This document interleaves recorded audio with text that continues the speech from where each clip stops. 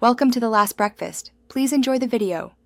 You begin by testing and correcting chemistry immediately. Adjust pH to 7.27, 6 so chlorine works effectively. Once done, remove leaves and skimmers so circulation improves. Next, apply a shock treatment. Follow product dosing based on pool volume, typically around 1 pound per 10,000 gallons, to kill contaminants. Run the pump for at least 8-12 hours after shocking. Doing these first steps prevents algal growth and restores sanitizer effectiveness, so the following routine work actually succeeds. Once clarity begins, focus on filtration and physical cleaning to remove dead organics.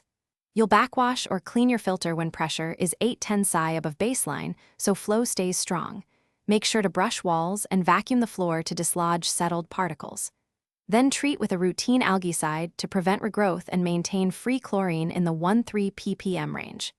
These steps work together: mechanical removal, chemical treatment, and steady circulation to steadily clear the water and stop recurring cloudiness. To finish and keep water clear, set a weekly testing and dosing routine so you catch imbalances early. You should run the pump 8-12 hours daily and clean the filter regularly to sustain clarity. If cloudiness returns, check stabilizer, cyanuric acid, and total alkalinity. If chlorine is ineffective, perform a repeat shock and consider a flocculant to settle fine particles for vacuuming. One key troubleshooting tip: if problems persist, isolate whether it's filtration, sanitizer, or organic load, and address that. Thanks for watching. If this was helpful, leave a like and consider subscribing. See you next time.